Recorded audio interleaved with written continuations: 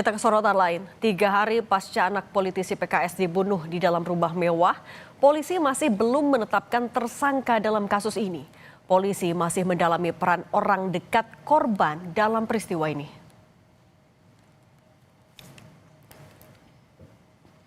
Dari visual gambar udara, rumah tempat anak politisi PKS dibunuh ini terlihat mewah dari rumah yang berada di sekitarnya.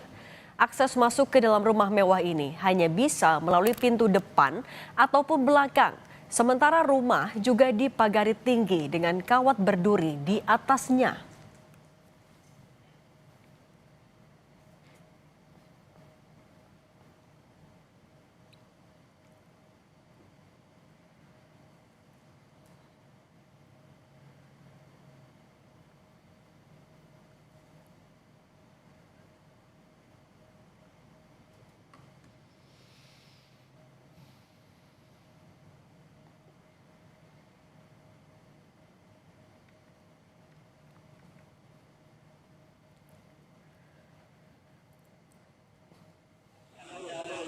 Polisi masih terus mendalami penyelidikan terhadap kasus pembunuhan anak politisi PKS di Kota Cilegon, Banten.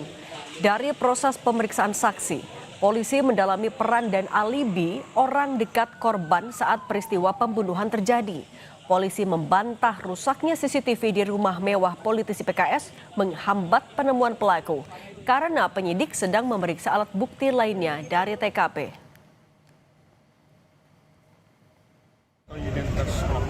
Masih dalam proses penyelidikan. Apa ada dugaan orang terdekat, Pak, yang menjadi pelaku pembunuhan ini, Pak? Masih dalam pendalaman. Terus didalamin, Pak, ya? Masih di dalam. Sampai kapan, Pak, pendalamannya? Ya, berikan waktu kepada kami, aparat kepolisian melaksanakan tugas kami.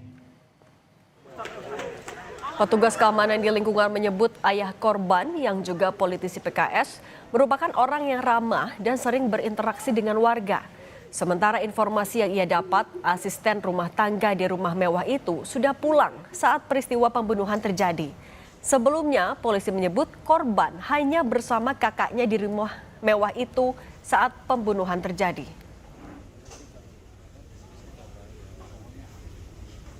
Sering nongkrong, bapaknya itu sering nongkrong ke sini itu.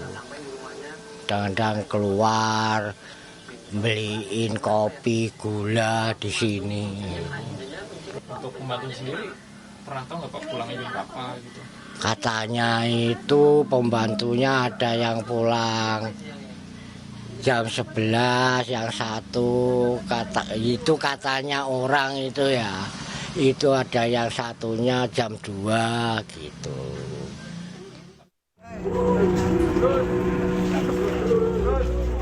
Korban adalah anak dari Dewan Pakar PKS ya. Dan bagi kami ini kejahatan serius ya. CCTV cuman dalam keadaan rusak. Sudah berapa lama rusak? Kira-kira 2 minggu sebelum kejadian. Rusaknya CCTV di rumah mewah tempat anak politisi PKS dianiaya hingga tewas membuat polisi tak langsung dapat menetapkan tersangka dalam kasus pembunuhan ini. Dari rekaman kamera jurnalis Kompas TV, CCTV di kawasan luar rumah ini terpasang di beberapa sudut rumah, mulai dari pintu masuk, bagian garasi rumah, hingga bagian samping rumah. Namun polisi menyebut CCTV rusak di rumah mewah ini sejak 2 minggu sebelum peristiwa pembunuhan anak politisi PKS. Sementara, polisi menyebut korban bersama sang kakak saat penganiayaan terjadi. Bisa ada 8 orang yang terdiri dari keluarga korban dan dari pihak lain. Korban ini orang tua? Ya, termasuk orang tuanya. Sebelumnya itu udah rusak. Setelah dicek, rusak. Tapi di rumah sendiri ada security pribadi nggak, Cok? Tidak ada security pribadi. Jadi pada saat kejadian itu hanya ada 2 orang, antara adik yaitu korbannya bersama kakaknya. Berarti tidak ada CCTV di rumah itu ya? Ada CCTV, cuman dalam keadaan rusak. Sejumlah fakta pemeriksaan saksi telah diungkap polisi. Seperti sebelum dianiaya, korban sempat menelepon orang tuanya hingga ditemukan terluka parah pertama kali di rumah oleh saudaranya. Staf ahli Kapolri Hermawan Sulistyo menyebut, untuk mengungkap pembunuhan anak politisi PKS, penyidik harus memeriksa semua orang yang terkait keluarga atau mengetahui rumah tersebut, termasuk 4 orang pegawai yang telah dipecat sebelumnya.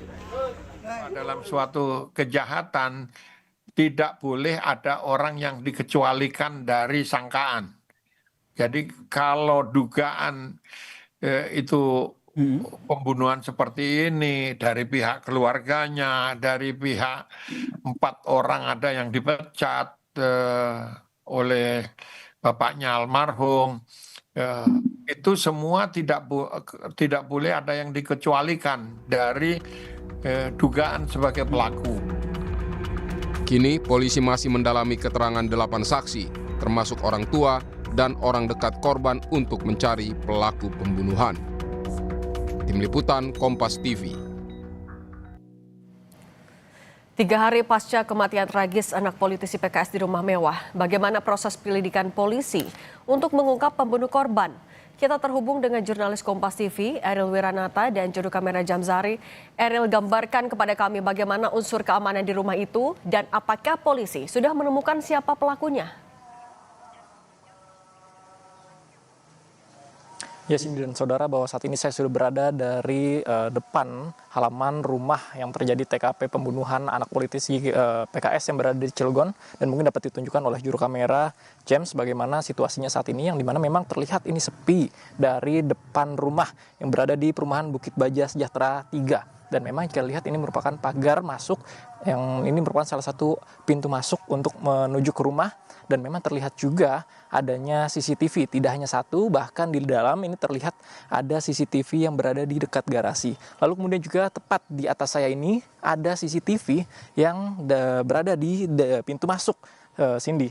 Yang tepat memang ini jika kita melihat ini merupakan ada lebih dari 1 CCTV. Namun demikian informasi yang kami dapatkan, polisi menyebutkan bahwa CCTV ini tidak berfungsi. Dan selain itu juga bahwa jika kita melihat di dalam rumah tersebut ini terlihat adanya garis polisi yang masih membentang, dan sejak hingga hari ini tidak terlihat adanya aktivitas yang dilakukan di rumah ini. Dan memang bahwa informasi yang kami dapatkan untuk keamanan di rumah tersebut, bahwa dari polisi menyebutkan tidak ada petugas satpam, tetapi informasi yang kami dapatkan bahwa di lingkungan dari perumahan Bukit Baja Sejahtera ini memiliki satpam yang bertugas pada saat malam hari. Dan informasi yang kami dapatkan pun sebelumnya dari warga sekitar bahwa mereka tidak mendengar adanya kecurigaan terkait dengan anak tersebut saat kejadian, karena memang kejadian tersebut diinformasikan bahwa siang hari saat kejadian hujan. Cindy. Jurnalis Kompas TV Eril Wiranata dan Jamzari, terima kasih atas laporan Anda.